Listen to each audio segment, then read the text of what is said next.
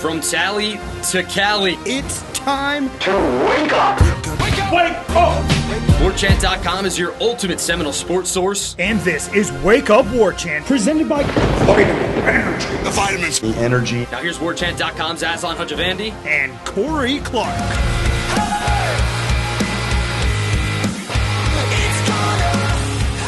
Wake up! It's Wake Up Warchant presented by Vitamin Energy. Coming up on today's show, the coordinators at the mic yesterday. Tony White with some interesting comments about hard coaching and some awful outside noise.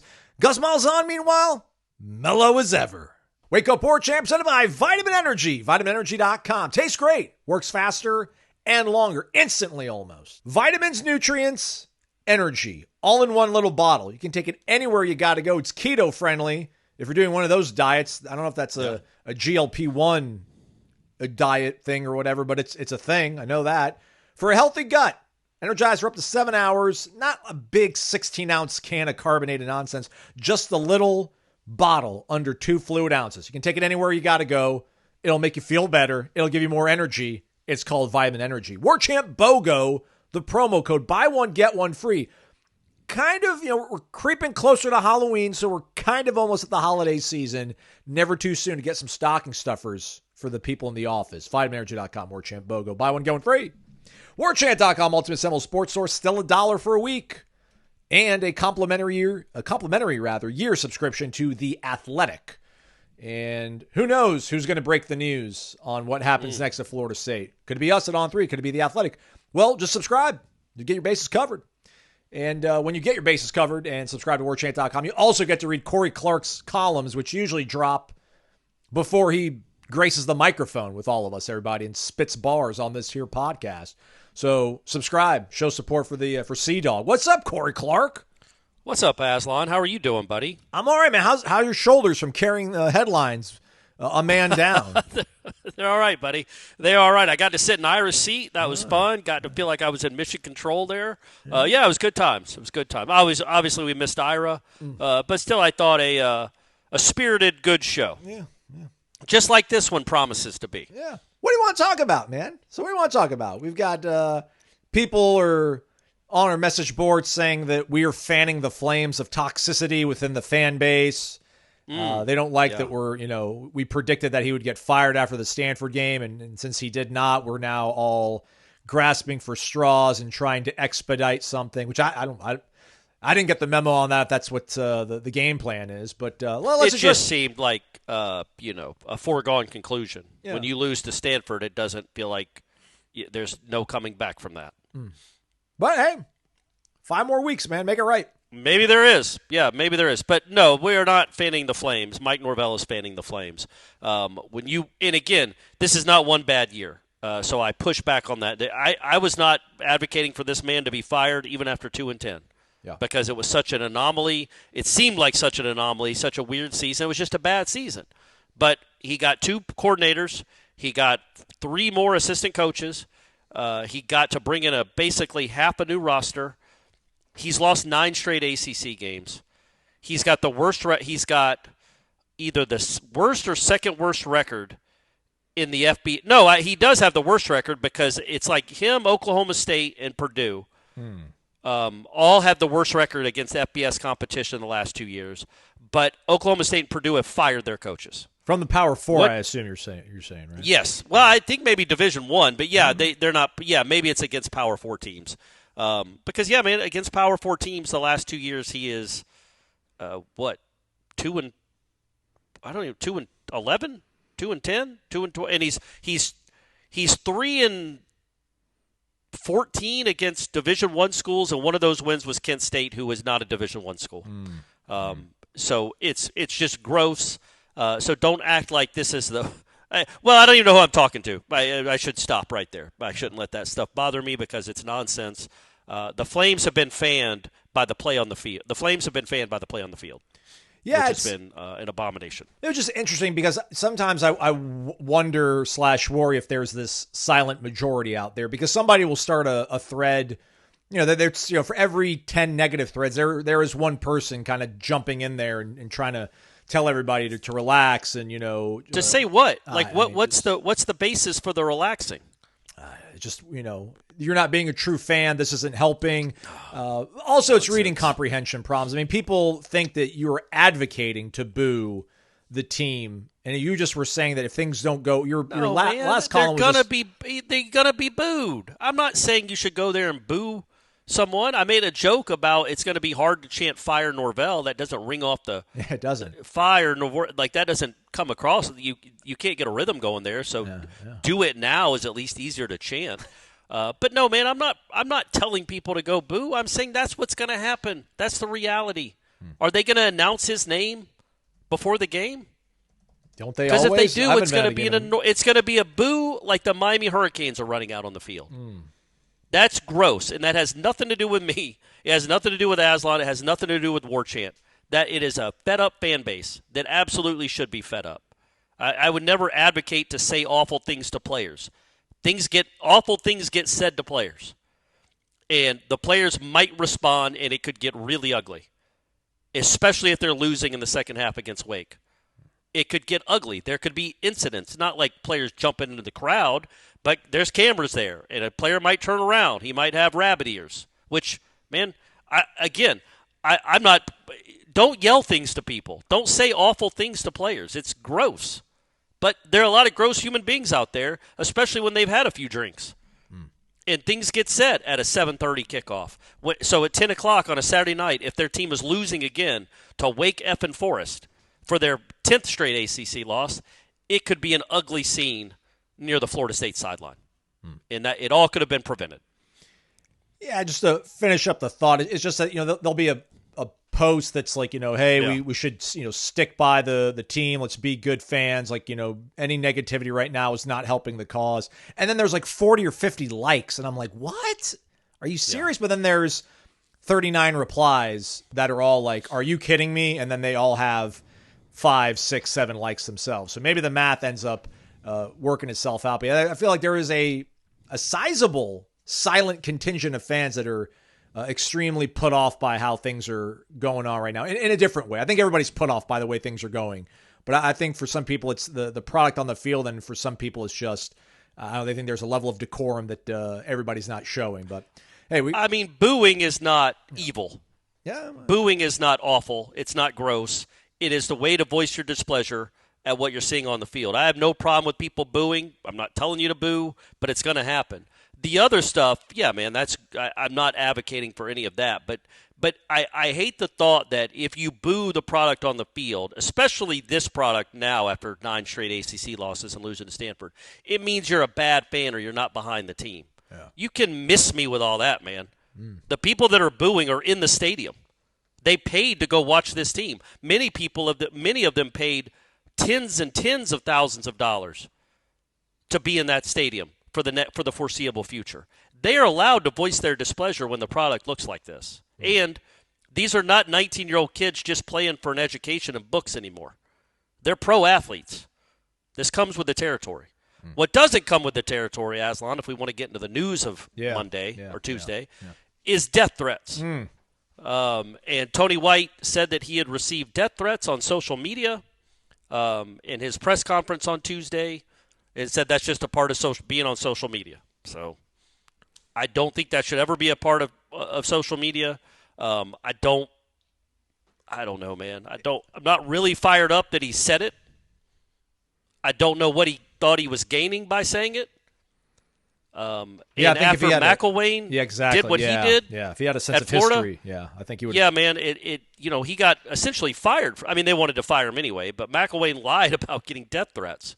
And I'm certainly not saying that Tony White is lying about it, but I also don't know why, because what it does is it makes every fan base has this, including Florida. Well, no, I was going to say Florida has them, but no, he made that up, so maybe they don't.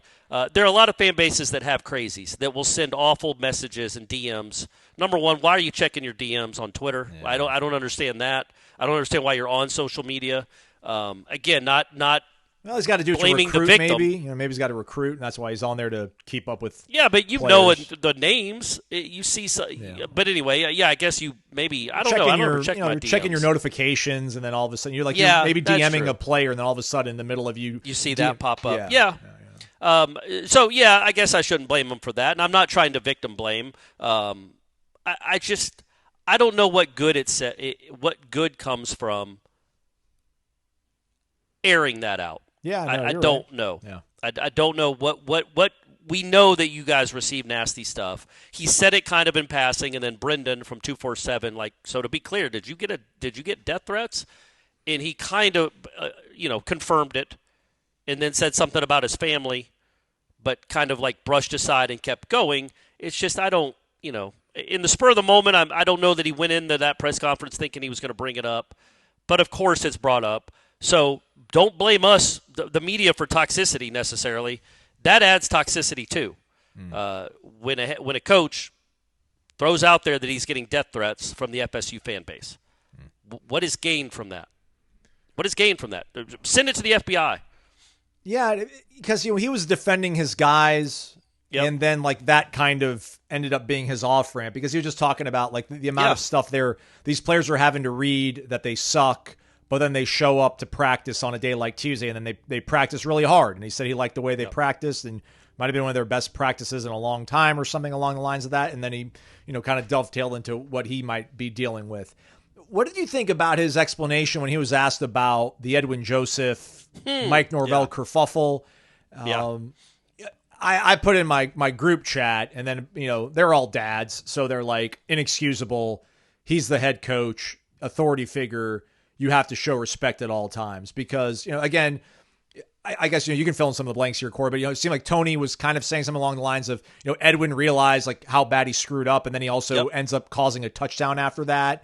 And then it sounded like he was saying he's a smart enough, aware enough young man that he realizes what he did wrong. So in that moment, if you approach him, there could be the possibility that he's just not going to be able to handle it well, although he needs to handle it better. I guess he kind of admitted. I don't know if that's the way you interpret it, but it almost sounded like he was trying to kind of say like, maybe it would have been better off if Mike would have just let him breathe for a second before he would have approached him. What did you take away from it? Oh, I definitely took that away. It was Tony White not quite throwing Norvell under the bus, but kind of, pushing him towards the bus.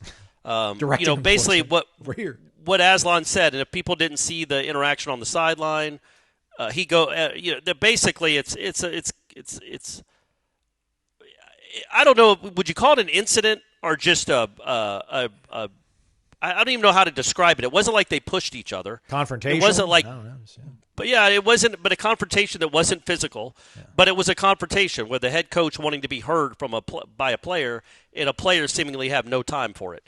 And it was on TV. It didn't look good. And Ira, of course, was watching it from the press box. But it was after Edwin Joseph jumped off sides, barely, as Tony White pointed out, just a hair, like blind, like by a blink, and then gives up a touchdown 3 plays later. And the way Tony White is saying it is like it was like he was getting more and more upset about it. And no, he did not come out and say that Norvell shouldn't have done it, but he kind of did.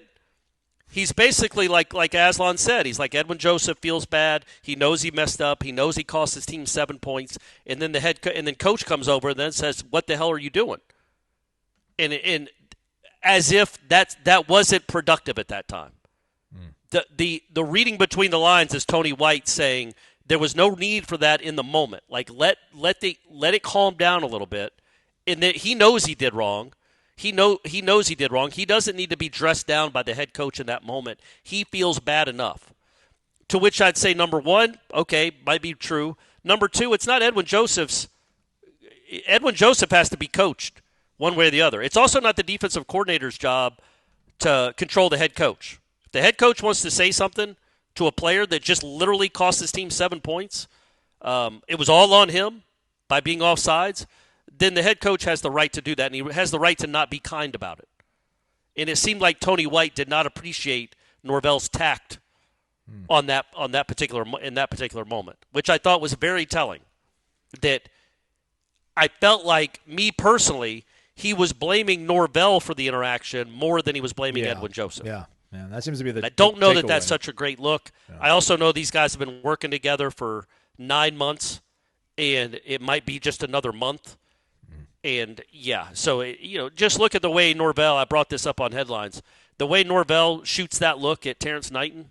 I didn't see it. I went back and looked at Daniel, the thing. I didn't see anything that was too, because I heard you and Jeff talking about it on headlines. I mean, I thought he did. Maybe I'm misremembering. Like he glanced over, but you don't even see Terrence Knighton in the frame. And then when Terrence Knighton, that's who he's looking at, because right. I think that's the only person he would be looking at. Maybe it was Tony White, but it was one of them. He's looking at someone like glaring at him. Like, why would he be looking to the side? Yeah. Who's he looking at? Right. With that kind of, anger. Yeah, that in coming off the who was he mad at? Oh, he was mad at McRae. Terrence Knighton at the Pitt game, right? Yeah, if we didn't go down towards the death threat thing, I did want to follow up and just like, this is 2 weeks now, Tony, that like you know, your head coach has yelled at one of your coaches, and now he's kind of gotten after one of your guys. Like, would you prefer this stuff to like either be delegated towards you to figure out like how you want to handle it, or like behind closed doors? But I just at that point I'm like, let's just let this guy go home today. Yeah. Plus, hey, and don't ask Gus about any of it. He's just the coordinator. We'll get to that later. We'll get to that later. Gotta love Gus, man. You gotta love him. Yeah, but the problem is it looks a wee bit dysfunctional. It just does. Like, and these guys don't have a history together. They've been on the sidelines together for 7 games total, and 4 of them have not gone well. And I feel like they're losing. They've already lost all the patience they're going to have with each other. And that's not a great look. I know it happens.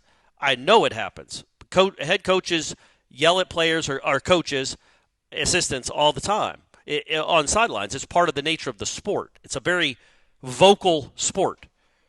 But, yeah, it keeps getting caught on TV. And then on Tuesday, the defensive coordinator comes out and says, he wanted, he knew he did wrong. He was coming off the field. And then coach basically stoked the flames is essentially what he said. So, yeah, not great. Not great, but, I mean, we all understand that they're probably only going to be coaching together for 4 or 5 more games. So we'll see how it goes. Since I heard you guys talk about it on the headlines, I went back to look at it. I did read his lips to Daniel Lyons when he was coming off the field. He said, I don't understand that. I don't. Do your job. That's what he told Daniel Lyons. I don't know what he told Norvell said that. Yeah, he was saying that to Daniel Lyons as he was coming off the field. Which, like, he didn't come off the field immediately. No. I think eventually, maybe like 10, 15 seconds after the penalty was actually announced, then he finally ran off the field and went to the sideline. But, yeah, he didn't. He took it like a man. He looked at Norvell, made eye contact or whatever. And so I don't want to blame that. That's my biggest problem is Edwin Joseph needs to understand he really screwed up, and there are repercussions for that. Just because you feel bad doesn't mean the head coach doesn't get to voice his displeasure to you. That's not how that works. And it's an odd – I don't know. It was just an odd way for Tony White to frame it, that it kind of was – it was Norvell stoking it and making it worse, essentially making it worse. It's like, man, I don't care if you made it worse. Edwin Joseph needs to feel the wrath a little bit. That was crazy. That was crazy to do it in that sense. Daniel Lyons – at least it's a 4th down in theory that he's trying to get off the ball and stop them from getting a first down. And Lord knows they give up all the 4th and shorts in the world. They ain't going to stop any of them this year. But he was trying his best. It was obvious that they were just trying to get him to jump. It's not the smartest play. But Edwin Joseph, they had already won the possession. There's no need to do what he was trying to do. There was no reason to try to block a 30-yard field goal in the first quarter. Anyway. So, different. But, yeah, it's good that Daniel Lyons handled it. I don't know why Edwin Joseph couldn't. But to his credit, and as Tony White pointed out, Edwin Joseph did play a lot better in the second half. He made some he made some nice plays. He played pretty darn well in the second half. Corner Pocket Bar and Grill, the place to be. First half, second half, first quarter, second, third, fourth quarter. All the time. CPTallybar.com, the website. Hope you folks had fun over at Trivia last night. Don't forget Thursday, bingo night. $250 in cash money up for grabs in not 1, not 2, not 3, but 4 separate rounds. So get out there with your dauber. I hear the commercial when I was listening to headlines called it like beer bingo. So I don't know. Is there some other component to this that I haven't been made aware of, Corey, on bingo night on Thursdays? Maybe I should just go check it out myself. Yeah, you need to go check it out yourself because I do not know. Yeah. Live music this weekend? Probably. And then next week. Friday night. Yeah. And then next week, we're back with a meet and greet, 5 p.m. at the CP, 2475 Appalachia Parkway. Corey will be there. I'll probably be there. Tom will probably be there. Hopefully you'll probably be there, everybody. Come on Brady out. Clark might be there. Ooh, all right. Well, then I'll definitely be there. Yeah, Brady Clark's going to be in town, so he might be there. So if you see me with a 17-year-old kid with a crazy haircut, don't come up and say anything mean to me and tell me that I'm the reason I'm fanning the Flames. Just be cool because my kid's there. Say it when I'm off by myself. Tallahassee loves a corner pocket bar and grill. 2475 Appalachia Parkway, cptallybar.com, the website. Ace is the place with the helpful hardware, folks. Why would you wander around a warehouse store looking for paint when you could just swing by your neighborhood Ace? In addition to Ace's award-winning service, we have top-rated paint brands. Plus, our color matching technology allows us to match any color. So stop wandering and start painting. Head to your neighborhood Ace today. In Crawfordville, your home convenience store is Ace Home Center and Napa Auto Parts, located at 2709 Crawfordville Highway. We're back. It's Wake Up Warchant, presented by Vitamin Energy, vitaminenergy.com, warchantbogo, your promo code. Last thing on Tony. If you are of the nature to want to be an optimistic, glass half as full person, I don't think there's been a lot of stuff shared at a press conference here lately, Core, that's made me think that they're close to turning this thing around, or everybody's starting to pull in the same direction, row in the same direction, or whatever. But man, like he was pretty firm, pretty defiant, kind of, just in terms of this team is fighting. They are close. These kids care. They're not quitting. They continue to show up and work hard every single day. And I don't know, man, again, I'm not on Instagram. I think kids are on Instagram more so than Twitter, these football players. So I don't know, maybe there's a lot of action on Instagram supporting their coaching staff, but I haven't seen that stuff on Twitter. But maybe this is the week, Corey. Maybe enough of this stuff has happened where they can't lose this week. Oh, I'm sorry. You're right. Yeah. Maybe, this is the week that it turns. And then by the time Wake Forest rolls into town, they're healthier. And then, that maybe changes everything. And we'll see where we go from there. Yeah, I thought he and Gus. Gus talked about getting healthy, getting Tommy healthy. He said they're going to add some wrinkles in the off week, and really seemed kind of, not encouraged. He never sounds encouraged. Tony was though. I feel. Yeah, like. he was. But Gus also talked about like just getting guys healthy for the back half of the season, and he thinks they could get to being a really good offense again is what I got from him if they could get Tommy healthy. And healthy and fresh, like for these next 5 games. And so when he said that, I was like, okay. And then Tony White comes out and is like, yeah, we are close. They're losing close games, but you've got to learn how to win. And once these guys learn how to win, they'll take it into. It felt like he was like gearing up for next season, which I talked about that with Jeff. I was like, there is a part of me that thinks that these guys think that if they win out or go 4-1, get to 8-4, 8-5 with a bowl game, that they might come back next year. I just don't think the way he seemed to be talking about growing the program, not just this season. Like these are young guys. They're not all young guys, but these are guys that have to, he brought up, which I think is an astute point, and I get why he did it. He also wasn't here last year, so it's easy for him to do. But he's like, I look at the schedule last year. He goes, I saw a 50-3. I saw like a 38-11. I saw all these other games where they were losing by 20 points and 3 touchdowns. He goes, that's not happening here. This is a better team. They're getting better. These guys are getting better. It's like, yeah, okay, man. You still just lost to Stanford, so calm it down a little bit. Losing to Stanford by 7 is like losing to Notre Dame by 47. It's the same thing. It's just it's awful. It's fireable. Same indignity. Frankly. Yeah, it is, both of them. But he wasn't here last year. And so when he looks at how that defense played or how that team played last year, and they weren't competitive in many of those games, and this team is competitive for now, that I can see where he could see a light at the end of the tunnel if they could finally figure out how to win. Like they beat Alabama, awesome. They have not won a competitive game since. And that's a problem. It's not that they're getting embarrassed on the football field. Last year, some of those Saturdays were just flat out embarrassing. Oh, yeah. They just had no chance. That's always an embarrassment. This team could have won all these games, save for if you want to be strict about Miami. Yeah.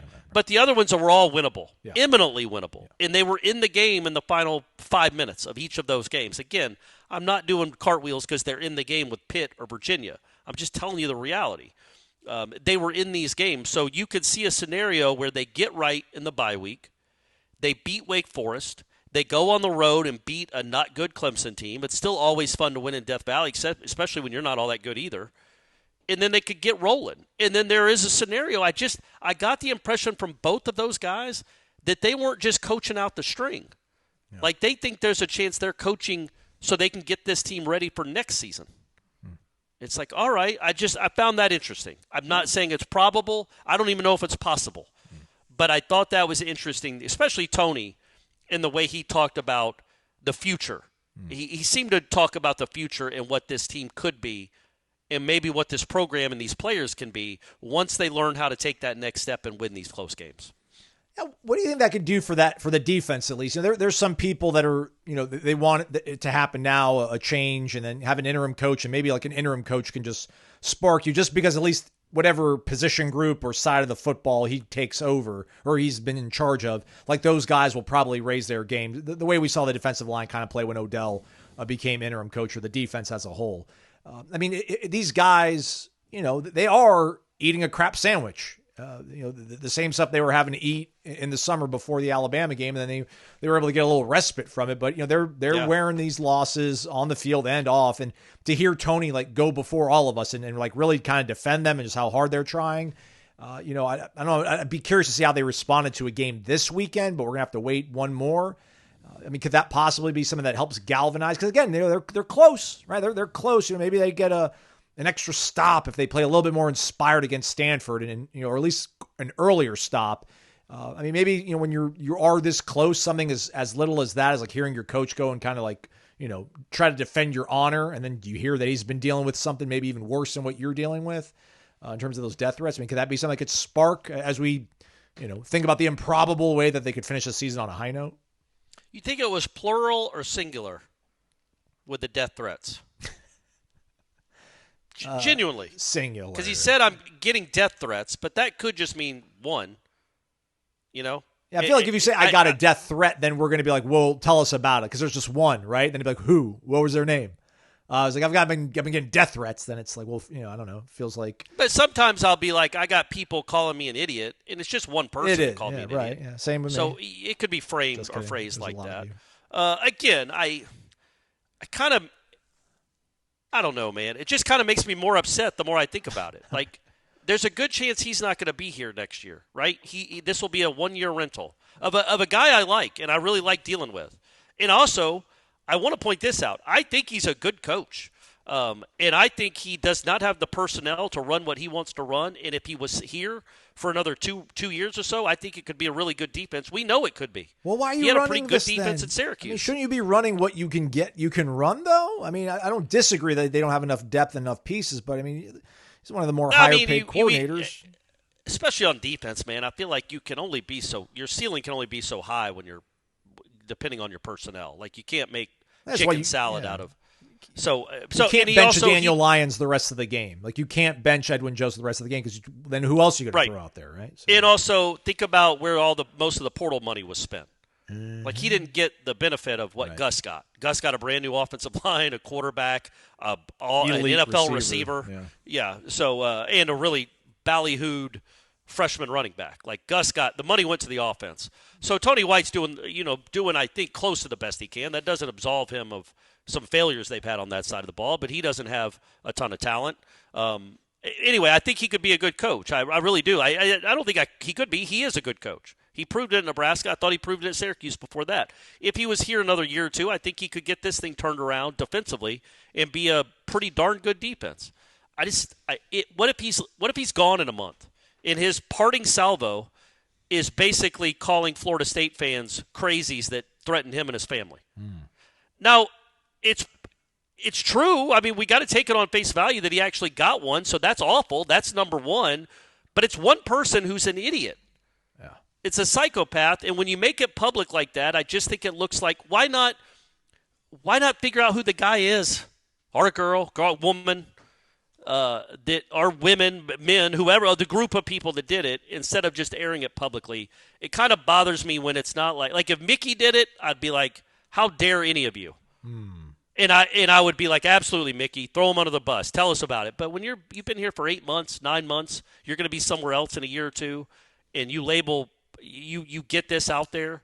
I just don't know what it solved. I don't know what the purpose of it was, other than to say it's a really hard job to be a defensive coordinator. And it wasn't even like he was complaining about it. He's like, that comes with the territory. That's what you signed up for. It's like, well, no, you don't sign up for death threats. Clearly, he also isn't. I don't think he's concerned that it's a legitimate one. Yeah. But even still, like, you don't sign up for that, and it's awful. It's ridiculous and disgusting that somebody would send a message like that to him or to him about his family, whatever they said, even if they're in a drunken stupor at 2:10 in the morning when they send it. Gross. Shame on you. You're disgusting. But don't publicize that one disgusting person to the rest of the world, because they are going to paint Florida State fans with a really broad brush because the defensive coordinator is getting death threats. And I don't know what the purpose of it was, other than look how hard my job is. Look at what I have to deal with. And I think he wasn't even – what's weird about it, Aslan, he wasn't even trying to – it was about the players and what they get and the animosity they receive from, I assume, friends and classmates. And other students about, how bad their coaches suck and how bad they suck and everything they have to hear. And then it was like a passing statement about it. And and I've gotten death threats. Don't feel too bad for those kids. I'm dealing with it too. Yeah. So it just comes with the territory. And he kept saying that. He wasn't like lamenting it. Yeah. And it wasn't like he came in and said, y'all won't believe what I just got on Twitter. He was asked again about the noise and about what they deal with. And he brought that up. It's just, I don't know, man. I just, like, if there have been some people that have emailed me some ridiculous things. Not in a while, because I'm awesome. But back before I was so awesome, I didn't get death threats, but I got really awful things sent to me and tweeted at me back before I stopped checking my mentions. I wouldn't publicize that necessarily, and I certainly wouldn't judge Florida State fans by it. It's one idiot or two idiots. So anyway, that one kind of rubbed me the wrong way, but it's fine. I'm not the one that got the death threat. But if I got a death threat, I don't know that I would. You know what I would do if I got a death threat on Twitter? Is I would retweet it. Honestly, look at this, everyone. Now, but then I guess I'm doing the same thing Tony White did. It was a DM. Would you take a screenshot of it? But at least then I'm not. It's not anonymous. I mean, I know Twitter can be anonymous. I'm saying like it doesn't. It's specific to the person that did it. If I retweet the actual death threat, then everybody, the vitriol goes towards that person. Yeah, like, look at this and weirdo. Not the broad spectrum of the fan base. Yeah. So anyway, but I'm not. All that to say, I really do like Tony White, and his press conferences legitimately are like 20 of my favorite minutes of the week. Typically, they really are. He's insightful. He's forthcoming. He's analytical. On Tuesday, he got emotional, like yelling almost about how hard his kids try, which I understand that, because it is easy to cash it in. And I think when according to him, it was one of their most physical practices on Tuesday. And I bet that is a little bit uplifting as a coach. When you know they all know that everybody says they suck. Look, hey, let's quit mincing words here. They do suck. They're 0-4 in the ACC. It's a bad football team. So don't act like let's not act like it's unkind or unfair to call them a bad football team. They are, and they have bad football players. But at the same time, a lot of times, and we've seen it, a team can cash in their chips and just give up and just say, what am I even doing this for? He made it sound like they really busted their ass on Tuesday at practice, and he was uplifted by that, because it would be easy to go the other way. And that's when he started to get emotional, would just talk about how hard they try and how hard they play. And I can understand that, because that's not always the case. They especially in the second half on Saturday, they did play hard. They kept him in the game, his side of the ball. And the whole team was in the game. They got down to the 1 yard line. He even brought up Kevin Sperry. Oh, yeah. Even though he doesn't coach them, about how he did what he had to do. I bet everybody was like, game over when Kevin came in. I almost want to be like, I think there probably was some people that were like, I hope Tommy's okay, but he's been hurt. Let's see what the guy with the fresh legs can do. Yeah, I don't think anybody thought game over when Florida State had the ball at the Stanford 41, 1st and 10, with a backup. Stanford had a backup quarterback in. Clearly, game wasn't over at that point. Nobody thought the game was over when Stanford's backup came in. So they certainly – I don't think anybody thought that when Kevin Sperry came in. But I get his point. And so, anyway, all that to say, I understand why he's proud of the way his kids play hard. That is a characteristic, a positive one. That is a positive trait. And it is something to build upon if he's here to build upon it, which he likely won't be, you wouldn't think. Form and function, fit and futuristic. Ditch the old clunky stale wallet for a wallet from Ridge. Featuring premium materials for a premium feel. It'll be the last wallet you're ever going to buy because Ridge comes with a lifetime warranty. Oh, yeah, and free shipping. And a 99-day risk-free trial. For a limited time, our listeners get 10% off at Ridge by using code WAKEUP at checkout. Just head to ridge.com and use the code WAKEUP, and you're all set. I like this thing, guys. I've got better lower body mobility. Is it because I haven't been sitting on a wallet for like the last 6 months, or is it because I've been doing a little bit more mobility workout at the gym? I don't know, but it fits right into your front pocket. Piece of cake. And I'm not skinny jean guy. Okay, let's be honest. Like, I know you guys think my fashion styles might be a little too flamboyant, but I don't wear skinny jeans. But I wear slim fit stuff, and it fits perfectly. So if you got the baggy stuff, piece of cake. Front pocket, all good. When you do your check before you leave the house, you won't have to tap the back of your back. You'll just be like, front pocket, I'm good to go. Check out Ridge, ridge.com. Use the promo code WAKEUP to save 10% off your order. The following message is brought to you by BetterHelp. October 10th is World Mental Health Day, and this year BetterHelp is saying, thank you, therapists. BetterHelp therapists have helped over 5 million people worldwide on their mental health journeys. That's millions of stories, millions of journeys, and behind every one is a therapist who showed up, listened, and helped someone take a step forward. Moments in therapy can change lives. This World Mental Health Day, BetterHelp is honoring those connections and the therapists who make them possible while showing how easy it is to get guidance from a licensed therapist online with BetterHelp. BetterHelp therapists work according to a strict code of conduct and are fully licensed in the United States. BetterHelp does the initial matching work for you so you can focus on your therapy goals. Their 12 plus years of experience and industry-leading match fulfillment rate means they typically get it right the first time. BetterHelp has served over 5 million people globally, and it works with an average rating of 4.9 out of 5 for a live session based on over 1.7 million client reviews. Listeners get 10% off their first month at betterhelp.com/warchant. That's BetterHelp, HELP.com/warchant. It's Wake Up Warchant presented by Vitamin Energy. warchantbogo, your promo code. We're back. Let's talk about Gus, Corey. Architect of once the number one offense in the nation. I don't know, where are we even at right now? Let's hit the refresh button. So after Pittsburgh, they were still third in total offense, fifth in scoring offense. Drum roll, please. They're now, second in total offense. There you go. 10th in scoring. They went down in scoring offense quite a bit, I would think. Yeah, 10th now. They're 10th now.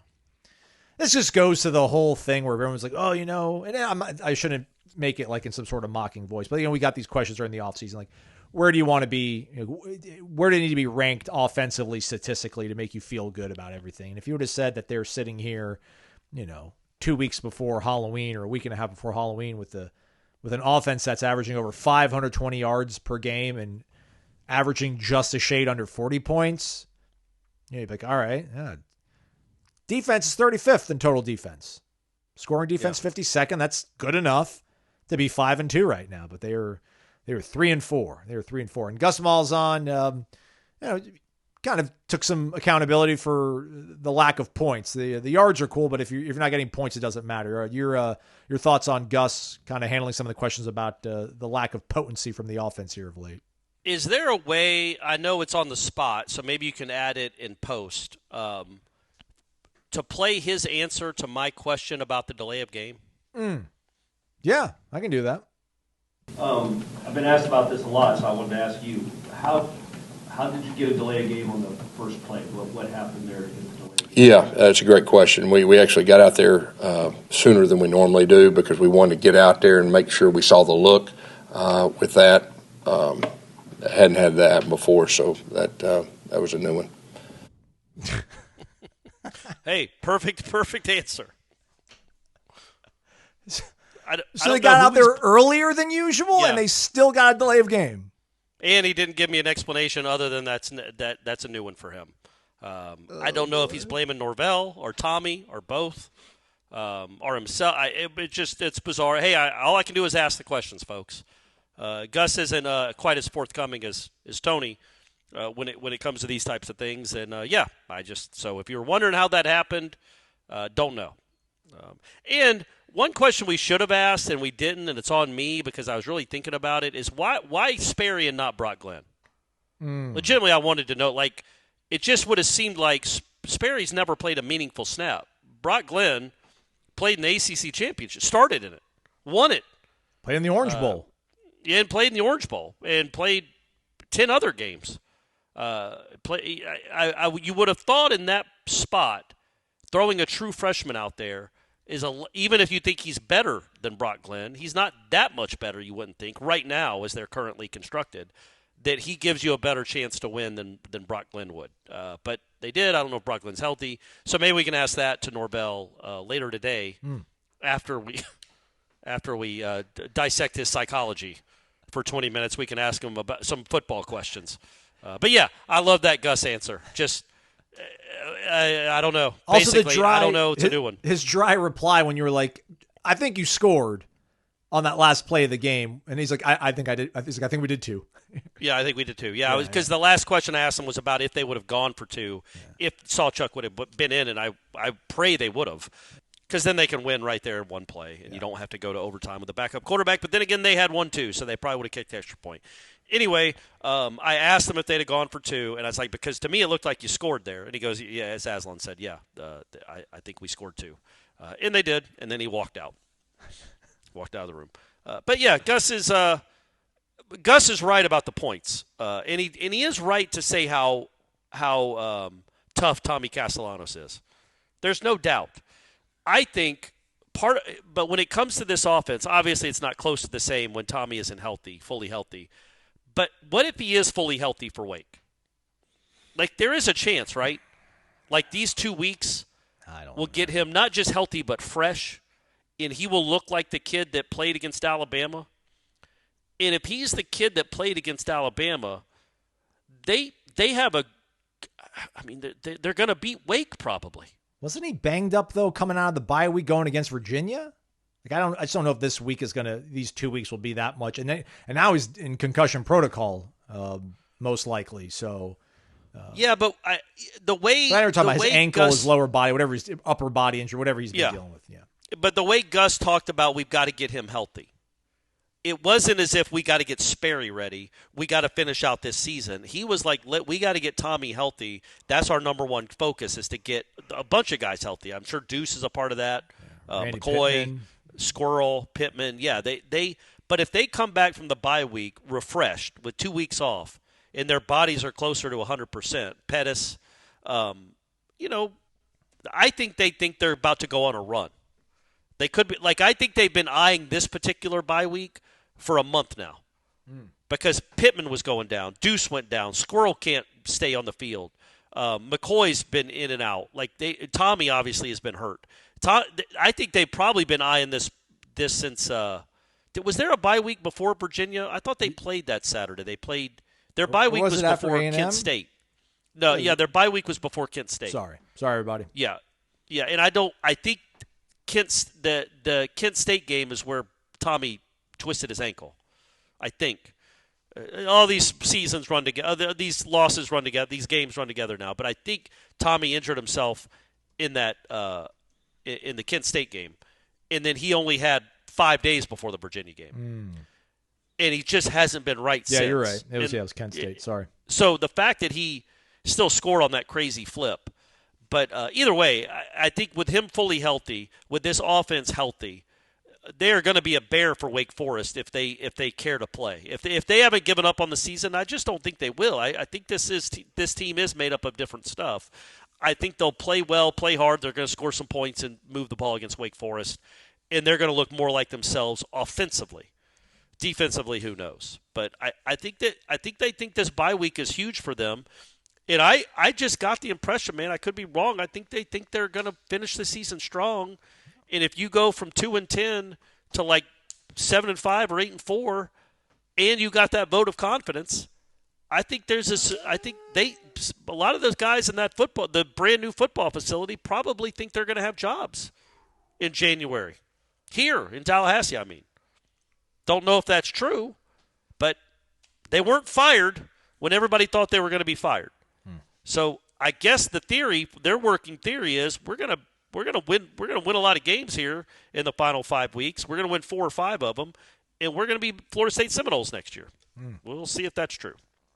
Thoughts on Gus being asked whether he's offered up advice to Norvell, being his mentor, me asking him, what does it do to a coach's room when you hear an athletic director talk about he supports you guys for the rest of the year, but then he's going to reassess things. And I think more or less both times was just like, I'm just the offensive coordinator here.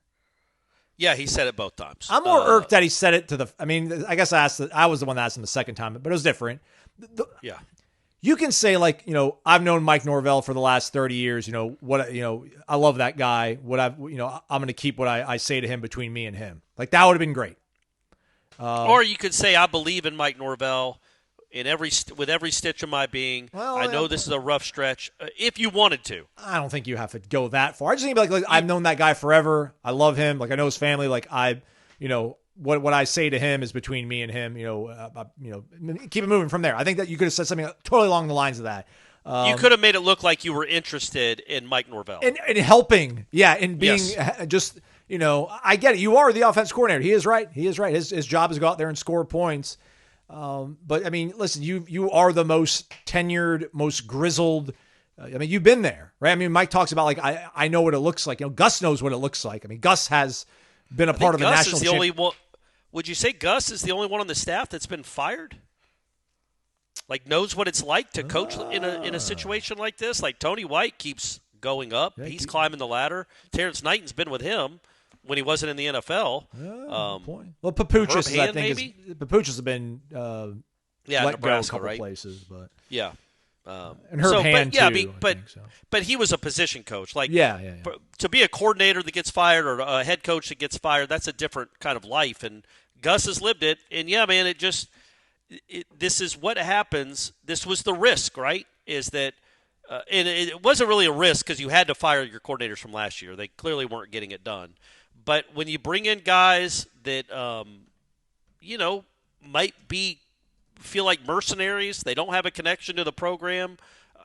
Malzahn has a connection to Norvell, but I don't know how close those men are. I don't know how much Gus Malzahn cares about Mike Norvell's future. I do know that he won't say it publicly. He had a chance to come out and offer his support, literally even off book. I mean, I know he wasn't asked, do you think Mike Norvell should be the head coach here next year? It'd be funny if he's like, I'm just here so I won't get fined. Just started answering like Marshawn Lynch. But he basically does. Anytime he's asked a bigger picture question about Florida State football or the head coach that he gave his start to 18 years ago, all he says is, I'm just the offensive coordinator. Yeah. We know, dude. We know what your job is and what your role is. We're asking you as a 61-year-old man who has coached in the SEC for 15 years and been coaching football for 40, maybe your perspective on something like this. And he either so doesn't care or really just doesn't care about talking to the media / fans because, when he talks to us, he's talking to the fans, and he does not give 2 Fs about Florida State fans. He just doesn't have time for it and doesn't want to even entertain it. So he's just like, yeah, man, whatever. I'm the offensive coordinator. I'm not here to answer big picture questions. You want to know why we didn't score on 4th and 2 or blah, blah, blah. I can answer that or try to. Or if you ask about a delay of game penalty, I'll have the most insightful answer you've ever heard about why that happened. But when it comes to showing support for Mike Norvell, just talking about Mike Norvell, talking about a conversation you might have had with Mike Norvell, no, I'm just the offensive coordinator. So it is what it is. This was always going to be tricky. And I'm not saying Malzahn behind the scenes isn't putting his arm around Mike and saying, man, you're a good coach. Don't listen to all this. You're a good coach. Block out the noise. You're going to be fine. We're going to start winning some games. Block out the noise, Mike. Block out the noise. Keep that circle tight, my man. Don't open up your Twitter like Coach White was dumb enough to do. whatever he's saying to him to give him advice, he might be giving him advice, but he has no he does not have any instinct at all to share anything like that publicly with us. And I think maybe that's, if he was the head coach, he probably would, but as the OC, he just sees it as his job to just call plays and score points, and he shouldn't have to talk about big picture stuff. Should we ask Mike Norvell if he's leaned on Gus, or if Gus has offered him any advice amidst this losing skid? And he's like, absolutely, yeah.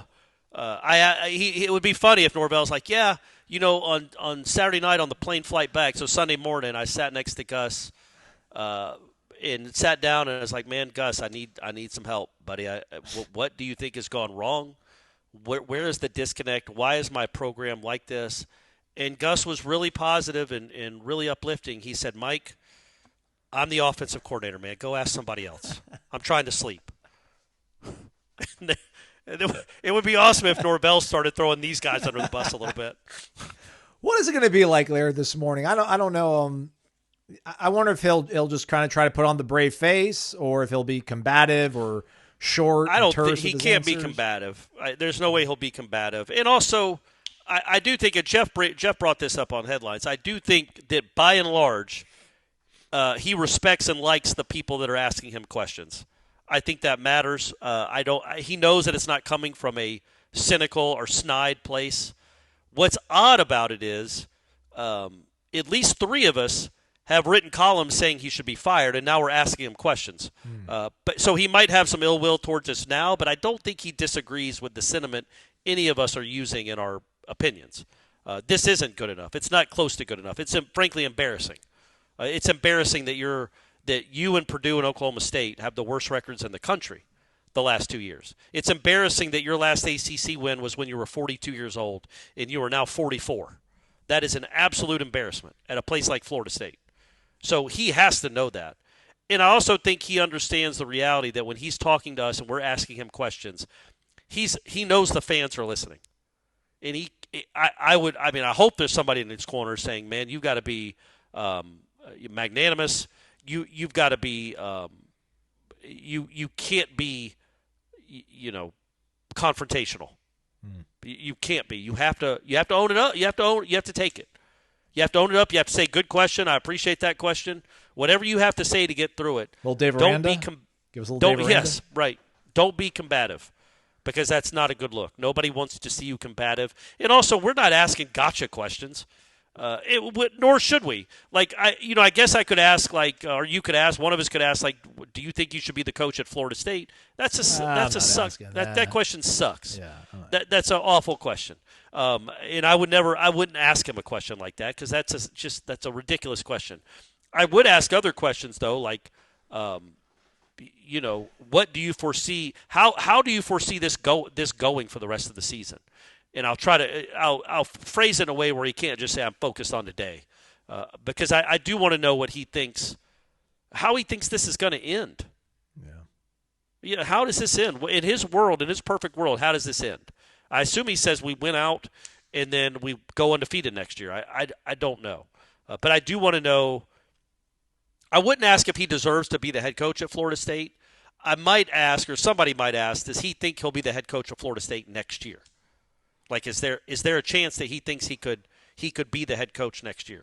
But I don't know how to phrase it. It's why it's so crazy that we're doing this. Yeah. It feels like that. As I wrote in the column, it wasn't a vote of confidence that they gave him on Monday. It was a stay of execution. We're going to reassess at the end of the year. Well, man, judging from what we've watched, they're not going to do any better the next 5 games than they've done the first 7. So it's going to be an ugly end to another ugly season, and then we know he's getting fired. So, but we have to go through the charade of asking him questions about it. No one's going to play the violin for us having to go ask this dude questions. No, it's not. I'm not saying poor us. I'm saying it's almost like poor him. Yeah. Like, we're not going to be asking about offensive sets or, hey, tell us about Wake's offense. Makai Dancy, legitimate guy. Are you going to be coaching him next year? Exactly. Those are the questions. Nobody cares about that. Yeah. He's put in an almost impossible situation where nothing he says anybody will care about. And there's also nothing he can say that will change people's opinions or will appease people. Other than, I told the administration this morning that I am resigning effective immediately and I'm not taking any of the buyout money. That people would throw a parade for him. Literally, it would be Mike Norvell Day at the Capitol if he saved Florida State $50 million. But that's obviously not going to happen. So until then, it's untenable. It's a hard situation for him to be in. For us, it just feels like going through the moat. Like where are we going to ask him after the Wake loss, or after a Clemson loss, or after a loss at NC State? Like, where does this one rank? Yeah, exactly. How can you rank the loss just from this season? What are the toughest? I do think somebody brought this up on headlines, and I think it's a fair question. Like, how does a team? Can you explain?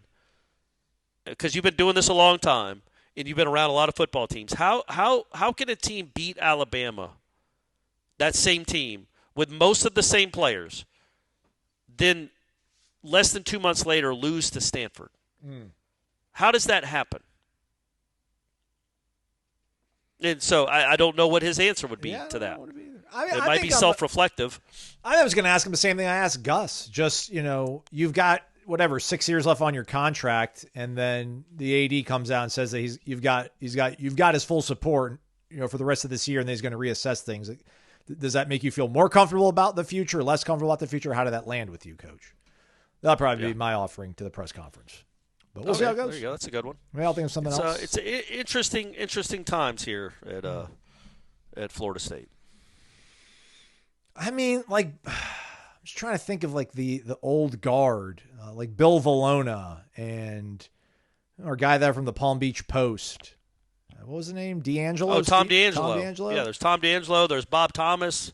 On the beat for 25 years and just dealing with winning. A little bit of a lull there with Bowden and then, Jimbo.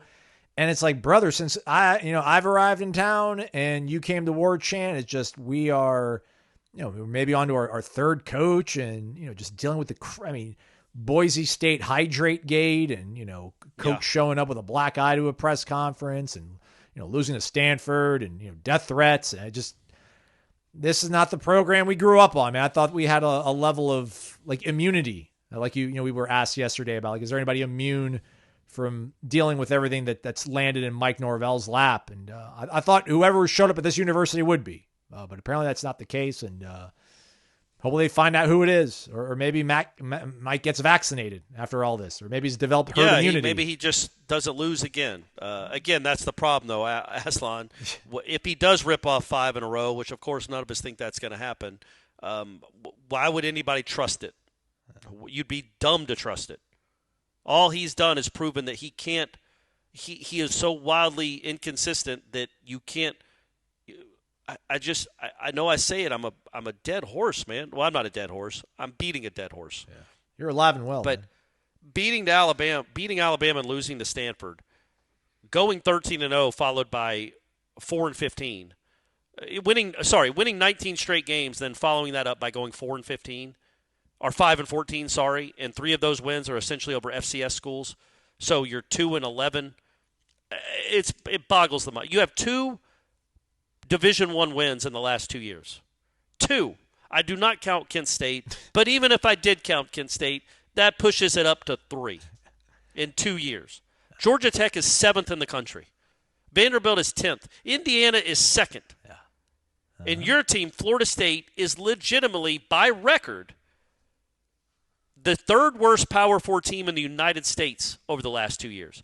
That is unacceptable on every level, and it's unprecedented because it did come on the heels of something really good. It just defies explanation.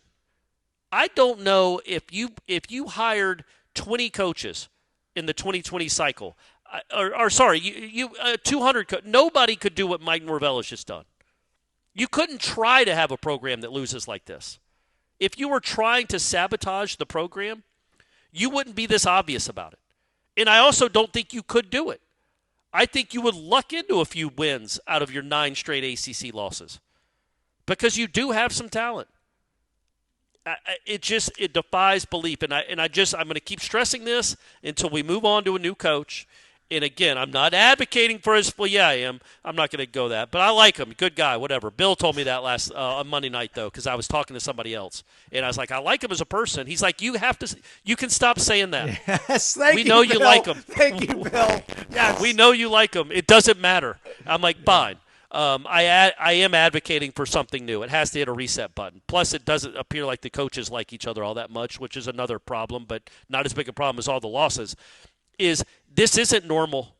It will normalize itself. There will be teams that have swings.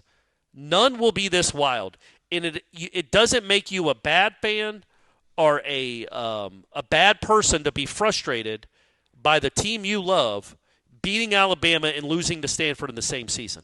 That is not normal. That does not happen. That just does not happen. And it does not happen. I'm telling you, there's no team in the history of the world that has gone from 13 wins to 2 wins. That has never happened. That was unprecedented, legitimately. That was unprecedented in what you lived through. To go from 13 wins to 2, and then to go from Alabama to this isn't normal and it's not right. And it will be different and better, whoever the next head coach is. It might not be you might not reach the highs of winning an ACC championship with an undefeated season, but nobody can experience you won't reach these lows either. And on top of that, you won't have that wild ass swing in the middle. I would give anything for like 2 straight 9-3s. Right? Just Jimbo some Fisher, consistency Jimbo Fisher stuff. Yeah. Yeah. There were some really frustrating moments with the Jimbo Fisher era. But yeah, until 2017, those frustrating moments ended in New Year's Six bowls. Yeah. And now you're not even sure you're going to get to a bowl at Florida State. Western Kentucky's going to be in a bowl, man. I don't know. I actually don't know how the Hilltoppers are doing this year. But I assume McRae. It's not too late to go back to Bowling Green. Yeah. So yeah, man. I just they're 5-2 right now. The Hilltoppers. They're 5-2. Oh man, they're going to be in a New Year's Six bowl. Oh, they played Louisiana Tech. We don't have the final score. They played them on Tuesday night. Actually, believe it or not. There you go. Oh yeah. So I'm sure they're going to handle the Bulldogs, but they handled the Bulldogs. But yeah, man, you know what I mean? Like this isn't so. I am looking forward to some more stability. I'm not saying that the next coach is going to be national championship coach or even a playoff coach. It won't be this. This is not normal. There is something inherently wrong with the program and who's leading it, quite frankly. If you can go from 13 wins to 2 wins, and you can go from what we saw on August 30th to what we saw on October 17th or whatever that day was, like that is an impossible drop. It is an impossible drop I don't know that people, if they were trying to do that, could fall on their face like this program has fallen on its face, and it needs to be done. But for all we know, he's about to rip off 5 wins in a row, and he'll sign an extension. Congrats to Thomasville's finest, Charlie Ward. I saw that. Yeah. Florida State basketball jersey will be retired, and actually Coach Ward, head coach of the Florida A&M men's basketball team, they'll be squaring off with the Noles on Sunday. He's actually going to be speaking, I think, I don't know if they're going to do a joint press conference or if, Luke will go first and he'll go, but both Charlie and Luke Laux are going to speak to the media on Wednesday morning, and I think Matt Lassero will probably be there, so we'll have that up on the side as well. But, yeah, shout out to Charlie, man. 12, though, the number 12, not the number 17, the number 12. 17's already been retired, I think, right?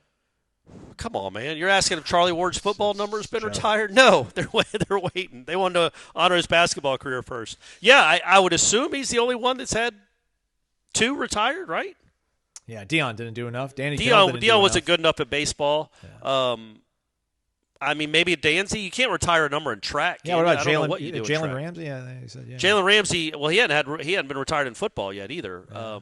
So yeah, that's quite an accomplishment. And obviously, they're playing FAMU, and Charlie's the coach there now. So that should be a fun game, a fun moment, a fun event to see his number hung from the rafters, which it should be. Yeah. I think they got them all now from that team. I think it's Sura, Edwards, Cassell, and Ward, and they're all hanging from the rafters now, which is good. Dobard, very good player, but he wasn't a first-round pick. He wasn't quite banner worthy, but very good player from those teams. And, yeah, it's cool that FAMU and FSU are playing because, as many people know, that stopped from a brawl that happened with Charlie as the point guard. Charlie and Sam Cassell, it was that team. They were playing FAMU, and a fight broke out, and they decided they shouldn't play that game anymore. This is an exhibition. It should be, good times, a lot of three-pointers, and that's really cool for Charlie that he gets honored like that because, yeah, he was – you didn't know how good he was at basketball, Aslan. I remember watching him. Yeah. And he's a good player. Man, it's crazy that he just won the Heisman, and now he's a point guard in ACC basketball back when that meant something. But, yeah, man, he turned out to be a very, very, very good basketball player. All right, let's go talk to this coach, everybody. Check out warchant.com for live up-to-second updates from the Mike Norvell press conference. I think we'll probably get a player or two. We typically do. We'll see if that happens. But 11:30-ish or so, check out warchant.com. Check out warchant.com any time of the day. We're open always. That's how it works when you're on a website. Jeff Cameron Show, 1 to 4 o'clock. He's Corey Maslin. Thanks for listening to Wake Up Warchant, presented by Vitamin Energy, vitaminenergy.com, warchantbogo. Buy one, get one free.